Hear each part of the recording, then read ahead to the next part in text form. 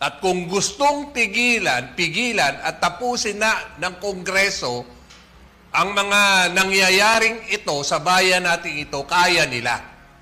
Tama. Pero bakit hindi magawa? Sa MOA pa lang nila eh. Binusog ng administrasyon ang mga congressman para manahimik. Ganito ang sitwasyon eh. Ito, pondo nyo o itong trilyong pondo nyo ito, bahala kayo. Ibulsan nyo yan, nakawin nyo yan, inyo yan. Pero itong pondo kong ito,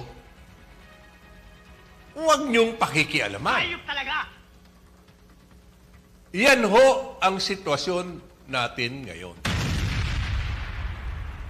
Kaya kahit anong gawin po natin, kahit anong rally po natin, kahit anong dakdak ni Congressman Erese, at kahit anong pagtindig ni Libiste, hindi sila pinakikinggan ng Kongreso dahil lahat ng congressman nakatikim sa pera ng bayan.